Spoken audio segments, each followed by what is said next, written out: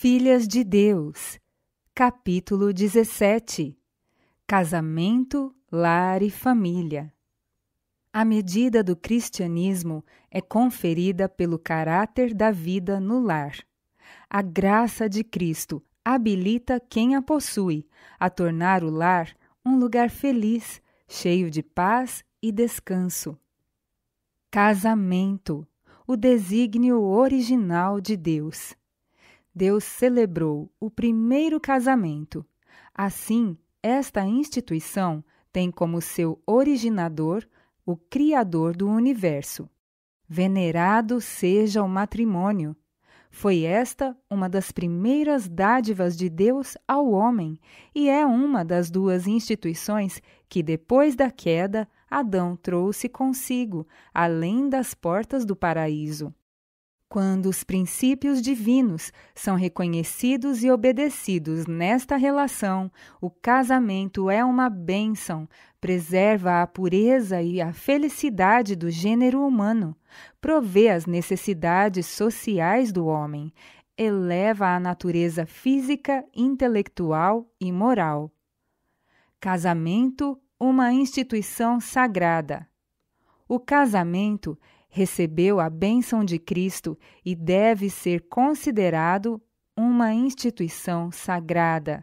A verdadeira religião não deve agir contra os planos do Senhor. Deus ordenou que homem e mulher se unissem em santo vínculo matrimonial para criar famílias que, coroadas de honra, fossem símbolos da família do céu. E no início do seu ministério público, Cristo deu sua decidida aprovação à instituição que havia criado no Éden.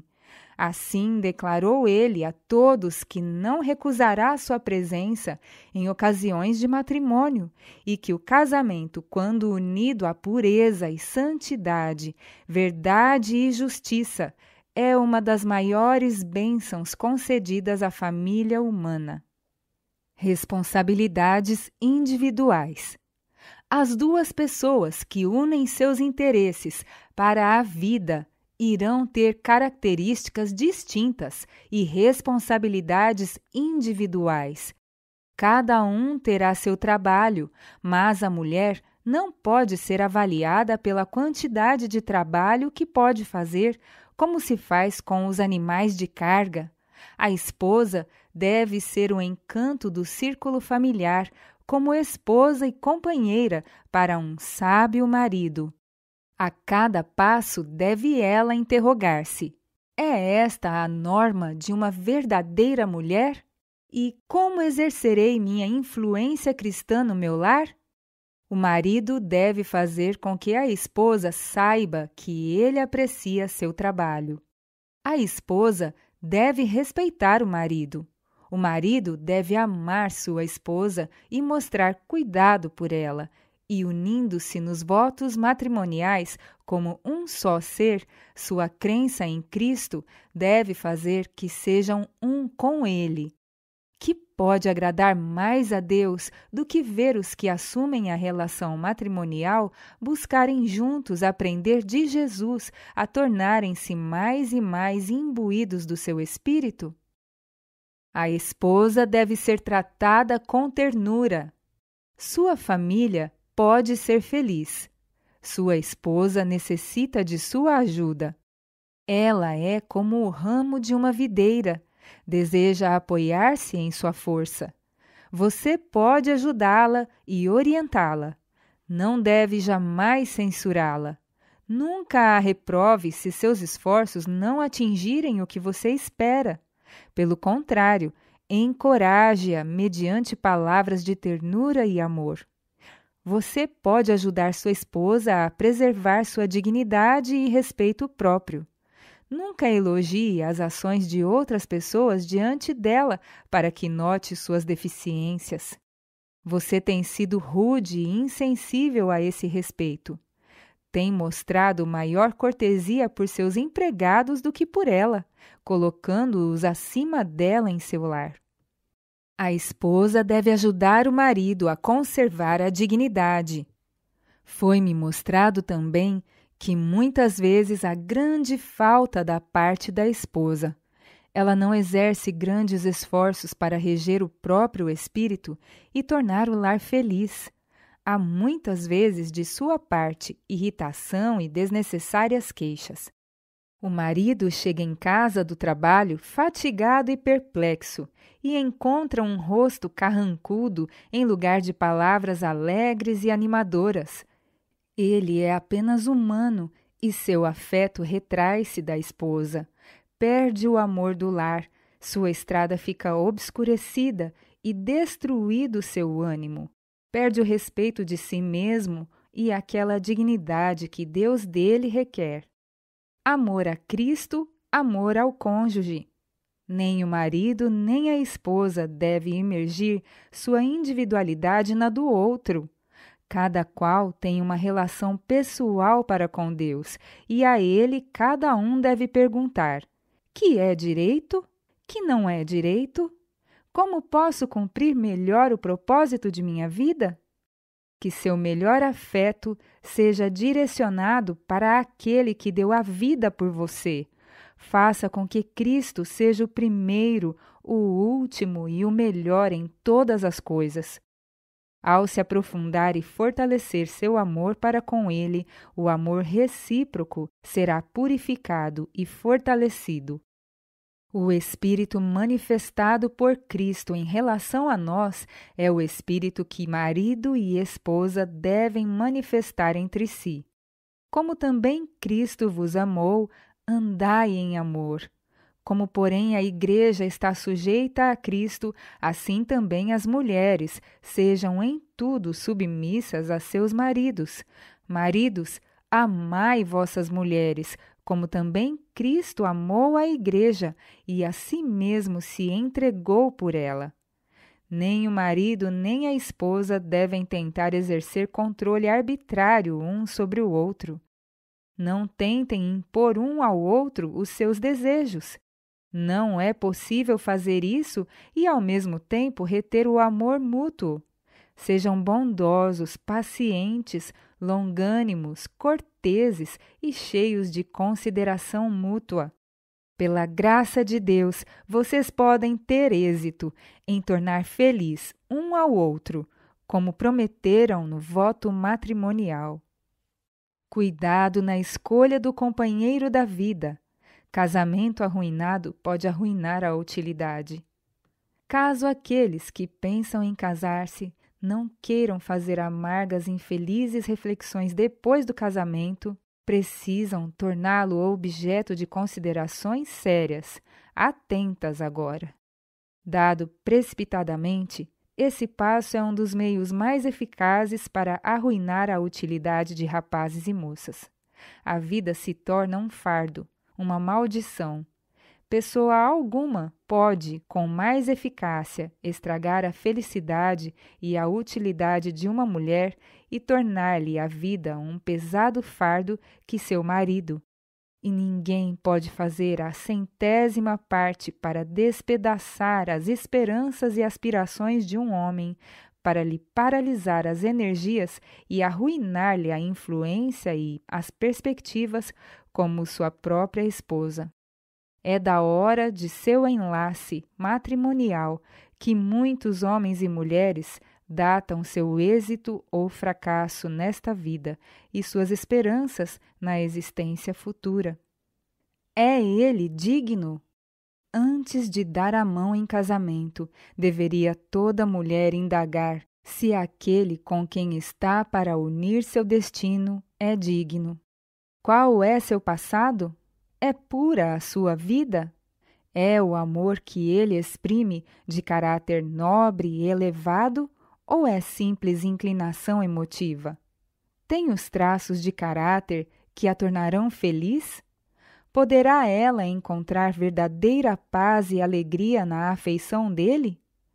Ser-lhe-á permitido a ela conservar sua individualidade ou terá de submeter seu juízo e consciência ao domínio do marido? Como discípula de Cristo, ela não pertence a si mesma, foi comprada por preço. Pode honrar as reivindicações do Salvador como supremas?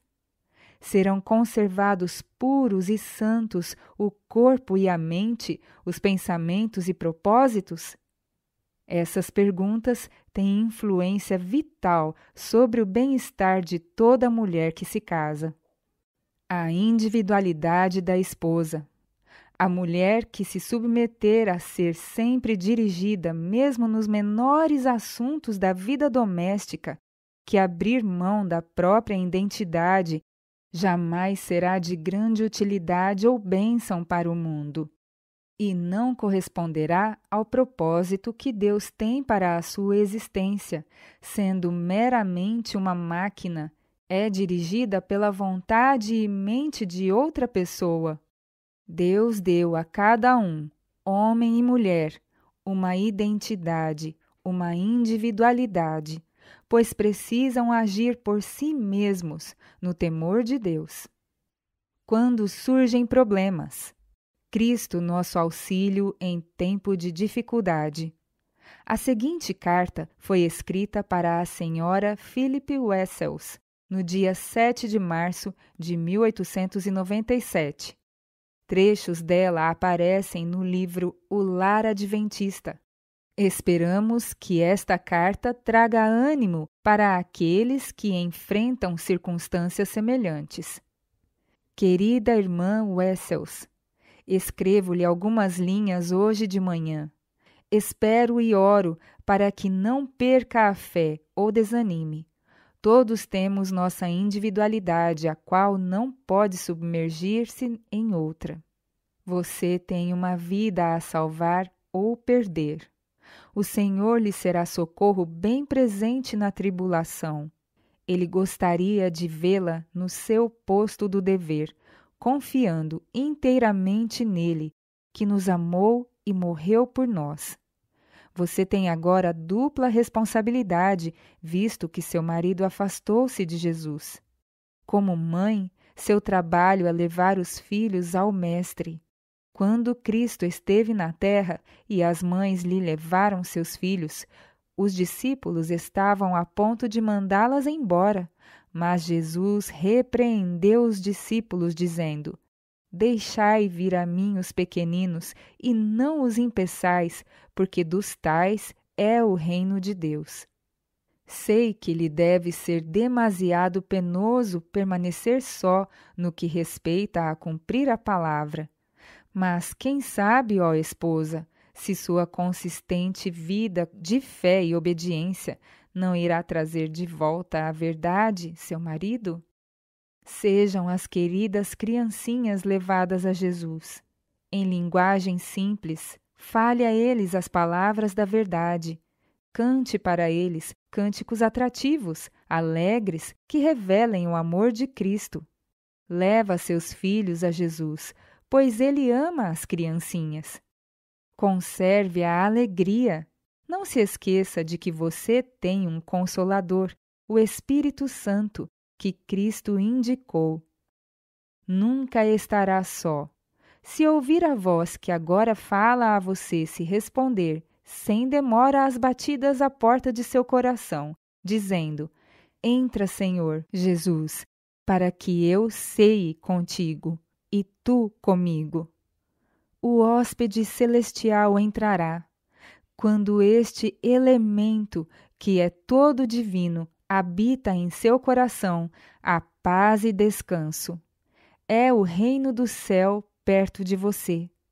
Que cada hora seja de confiança, oração e fé.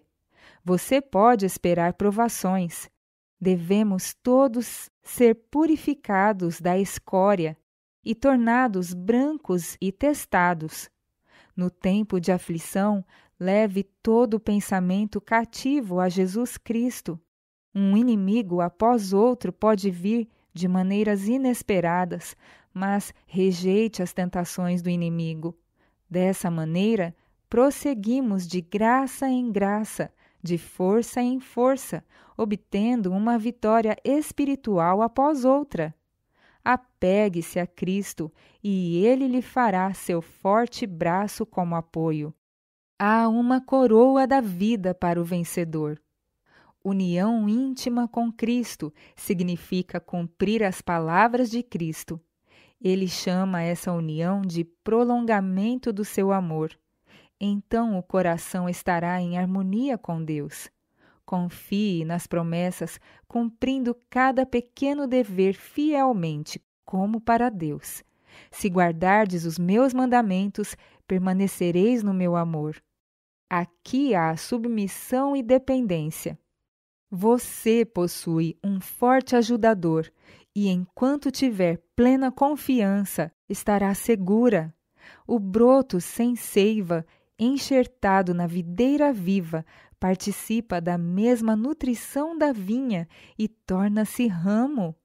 A mais íntima relação possível entre o pecador e o Salvador é vista quando o pecador é praticante da palavra de Deus. Então, o coração, a vontade e a mente estarão em íntima união com Cristo. Mediante a fé, a humanidade finita, débil, impotente, une a sua fragilidade à sua força. Essa união, mostrando inteira confiança e amor, é uma necessidade em função de nosso desamparo e dependência. Cristo morreu morte vergonhosa para que pudesse levar-nos a Deus. Quando a pessoa é persuadida de que Cristo é capaz de salvar totalmente os que se achegam a Ele, quando se entrega inteiramente a Ele como todo suficiente Salvador, quando se apega às promessas feitas e crê plenamente em Jesus, é declarada por Deus uma com Cristo. Uma pessoa que depende de Cristo com a simplicidade com que uma criança depende de sua mãe é justificada, pois se torna uma com o substituto, que é justificação e redenção. Aí existe amor, pois o coração e a vontade estão ligados a Cristo Jesus. Que diz nosso Salvador? Não vos deixarei órfãos, voltarei para vós outros. Aquele que tem os meus mandamentos e os guarda, esse é o que me ama. E aquele que me ama será amado por meu Pai, e eu também o amarei e me manifestarei a ele. Quando as provações obscurecem a alma, lembre-se das palavras de Cristo. Lembre-se de que Ele é uma presença invisível na pessoa do Espírito Santo, e Ele será a paz e o conforto que lhe são dados, manifestando-lhe que Ele está com você, o sol da justiça, expulsando suas trevas. Se alguém me ama, disse Cristo, guardará a minha palavra, e meu Pai o amará, e viremos para ele e faremos nele morada. Tenha bom ânimo, a luz virá e sua alma se regozijará grandemente no Senhor. Manter-se firme sob circunstâncias difíceis. Novamente, no dia 5 de outubro de 1898, a senhora White escreveu para a irmã Wessels, encorajando-a a ter fé e a permanecer unida ao Senhor. Querida irmã Wessels, sinto profundo interesse pela irmã, seu esposo e seus filhos. Agradeço ao meu Pai Celestial porque lhe deu a graça de conservar firme a fé sob circunstâncias muito difíceis. Mas, minha irmã, não deixe de confiar por um momento no seu Pai Celestial. Que seu coração confie em Deus. Coloque nele a sua confiança. Sua mão a sustém, e se você habita em Cristo, crescerá cada vez mais em força, prosseguindo em conhecer o Senhor. Saberá que suas saídas são preparadas como amanhã. O conhecimento da verdade está ligado à posse daquela fé que opera pelo amor e purifica a alma. Se continuar a confiar em Deus, receberá as mais preciosas bênçãos em cada momento de necessidade.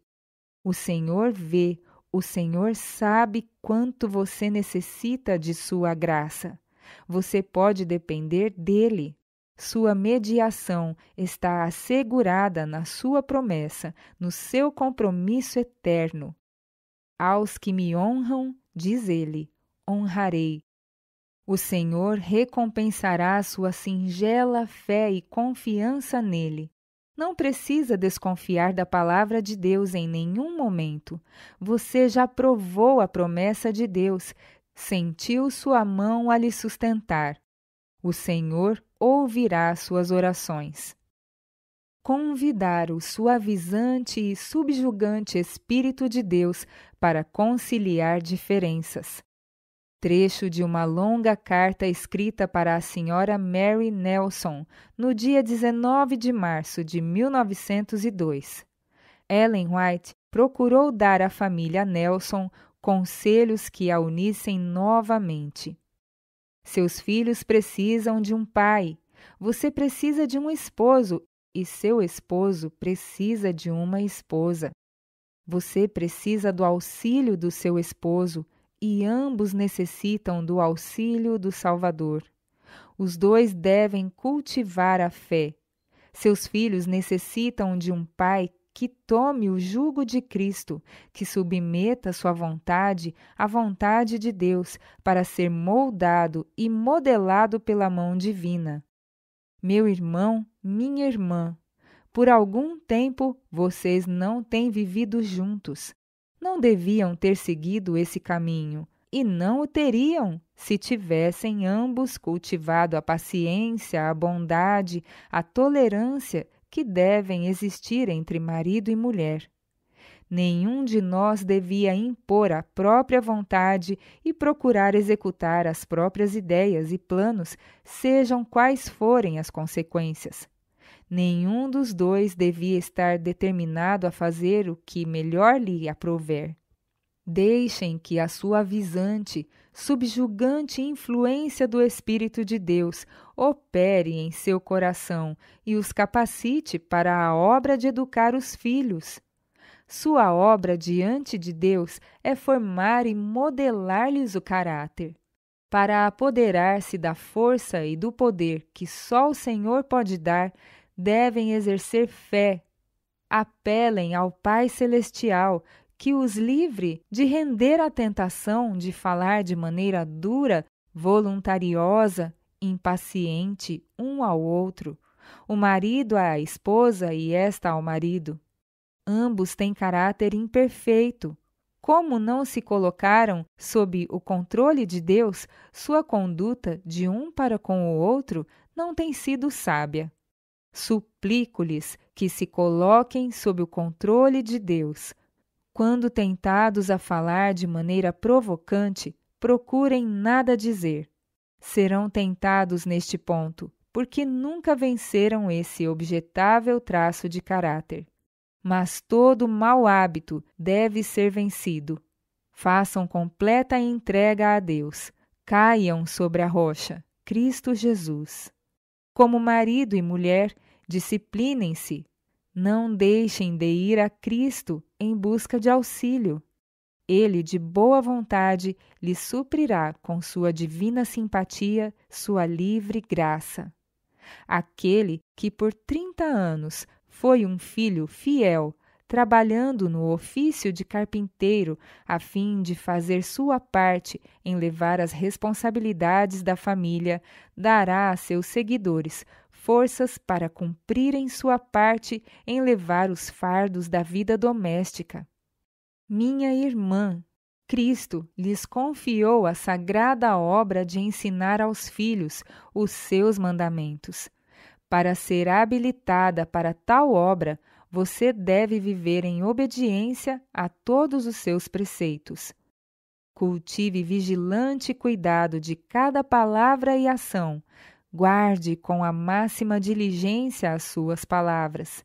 Vençam toda a precipitação temperamental, pois a impaciência, uma vez manifesta, ajudará o adversário a tornar a vida do lar desagradável e enfadonha para os filhos. Todos somos propriedades do Senhor Jesus. Ele deu a vida como resgate para redimir-nos. Mediante a sua dádiva, toda a família pode ser salva, pai, mãe e filhos. Minha irmã, negligenciará você os deveres domésticos a não exercer a força de vontade que Deus lhe deu num esforço por ajudar seus filhos? Em nome do Senhor, exorto-a a fazer todo esforço com o auxílio do seu esposo para salvar seus filhos. Sobre cada um, como pais, repousa a igual responsabilidade de guardar cada palavra e ato para que nem suas palavras, nem sua conduta os desacreditem na avaliação dos filhos. Tragam para dentro de casa toda a afabilidade, conforto e alegria que puderem. Querido irmão e querida irmã Nelson, arrependam-se diante de Deus pela sua conduta passada. Entrem em acordo e reconciliem-se como esposo e esposa. Lancem para longe a infeliz, desagradável experiência de sua vida passada. Tomem coragem no Senhor. Fechem as janelas da alma para a terra e abram-nas em direção ao céu. Se elevarem a voz ao céu em oração, em busca de luz, o Senhor Jesus, que é luz e vida, paz e alegria, ouvirá seu clamor. Ele, o sol da justiça, resplandecerá nas recâmaras de sua mente, iluminando o templo da alma. Se saudarem o calor de sua presença no lar, não proferirão palavras que gerem sentimentos de infelicidade. Mary, rogo-lhe que pare e considere o quanto está contristando o Santo Espírito de Deus. Busque o Senhor de todo o seu coração, para que o sol da justiça brilhe na sua alma e em você opere uma completa transformação, santificando cada palavra e ato. Como gostaria de clamar em alta voz a cada mãe na terra: santifique seu espírito mediante a graça que Cristo dá livremente àqueles que dele pedem graça. Pratiquem a ternura, manifeste um amor santificado por seus filhos. Tome interesse pela felicidade deles. Ensine-os a exercer bom senso. Faça com que conheçam a Deus e seu propósito para eles. Torne atraente a religião de Jesus Cristo. Nunca ofenda ao Senhor Deus por meio de dissensão e deploráveis diferenças. Busque a mansidão e humildade de coração. Cultive o afeto. Irmão e irmã Nelson, embora tenham discordado no passado, estão agora sob a solene obrigação perante Deus de fazer o melhor com a capacidade e faculdades que Ele lhes deu. Devem aproveitar toda a oportunidade que têm para alcançar um padrão mais elevado. É propósito de Deus, transmitido a vocês por intermédio da irmã White, sua serva, que olhem para Jesus e, contemplando-o, sejam transformados à sua semelhança. O Senhor deseja que não mais sejam crianças na experiência cristã, mas pela participação na sua graça sejam completos nele. Se aproveitarem a presente oportunidade de atingir uma experiência mais elevada, poderão se tornar fortes e completos em Cristo Jesus. Irmão Nelson, tem você a disposição de abrandar e subjugar sua natureza? Você pode se tornar como Jesus e ser seu missionário, sua mão auxiliadora. Ele nunca o levou a ser autoritário, ditatorial e severo para com os membros da sua família e outros com quem se relaciona. Só se pode viver esta vida uma vez. Busque a suavidade e bondade de um caráter perfeito. O Senhor deseja que pratique a bondade e faça o bem. Podemos individualmente fazer da vida o que nos agrada. Se escolhemos, podemos honrar a Deus usando acertadamente o talento da fala. Meu irmão, Assuma o cuidado dos seus filhos. Nada resolverá censurá-los, pois receberam sua disposição como herança.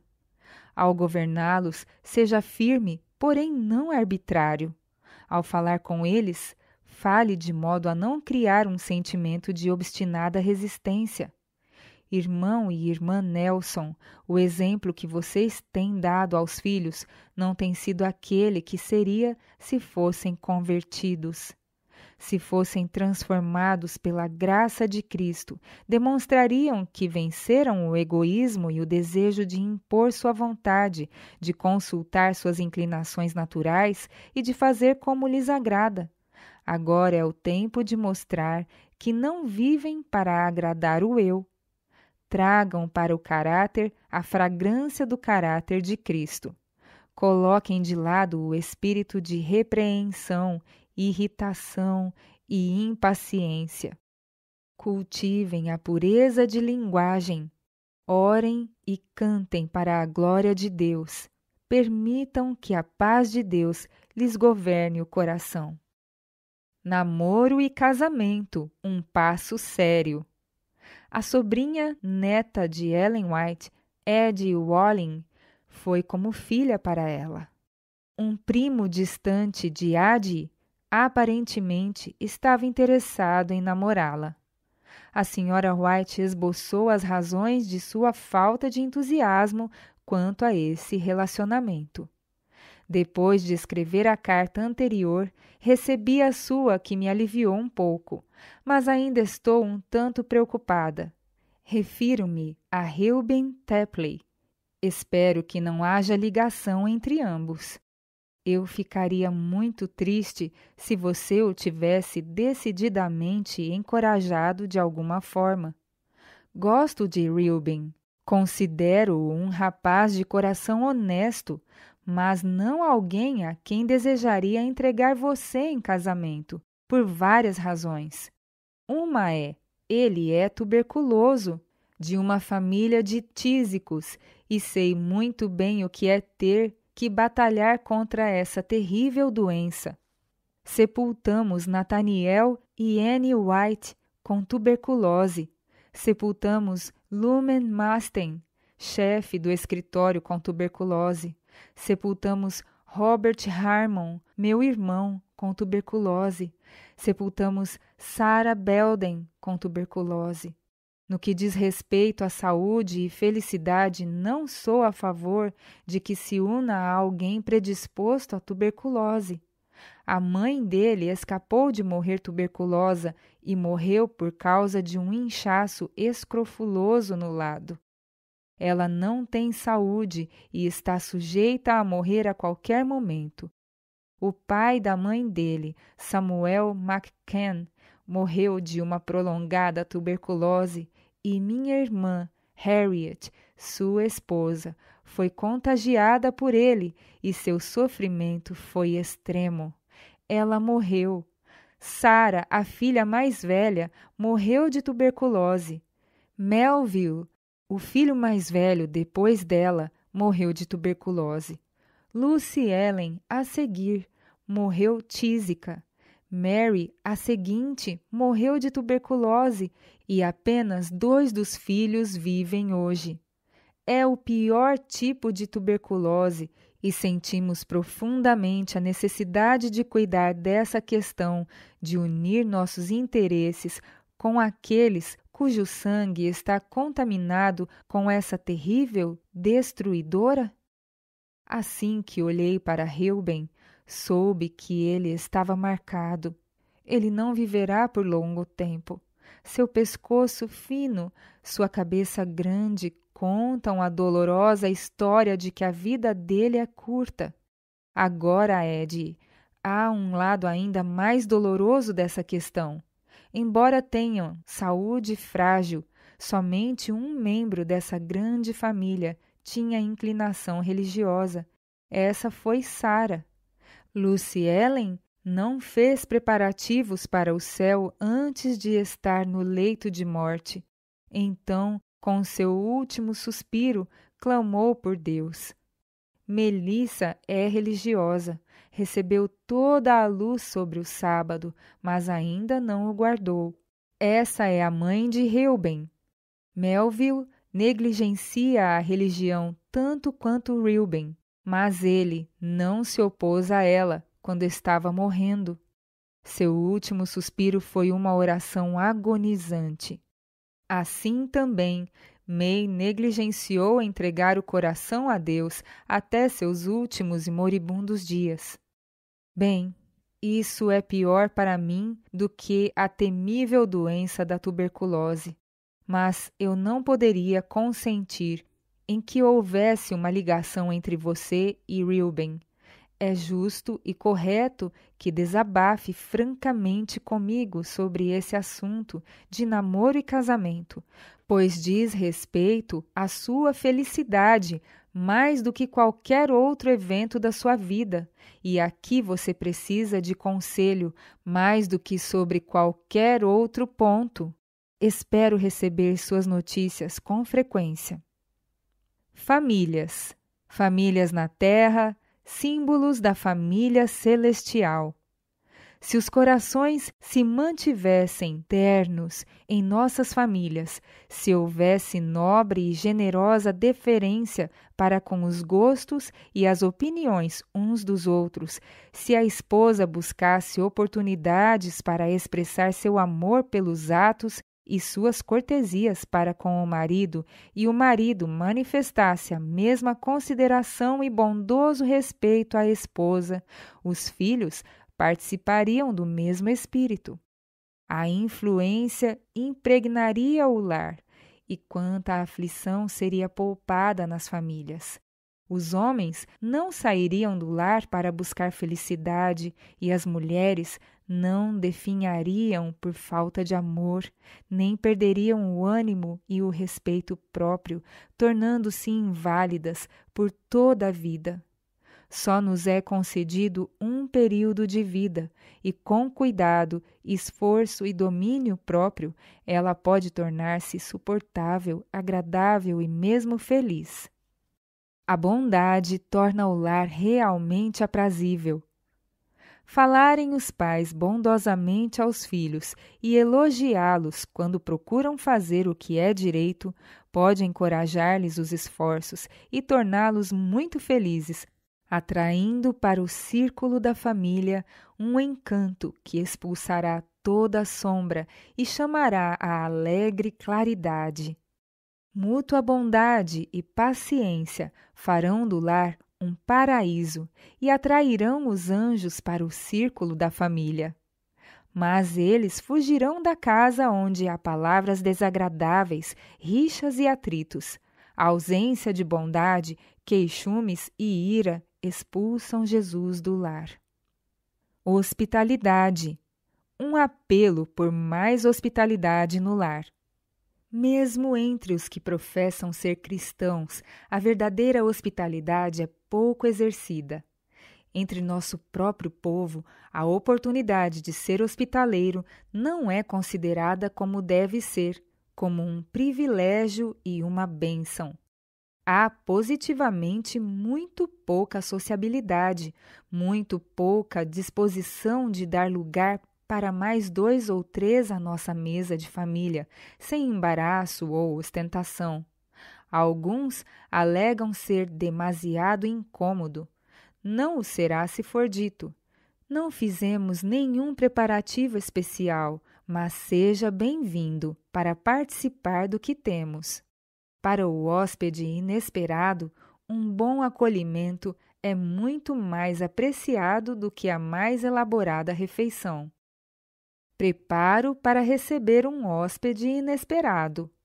Alguns chefes de casa poupam na mesa da família a fim de proporcionar dispendiosa hospedagem às visitas. Isso não é sábio. Deve haver maior simplicidade na hospedagem.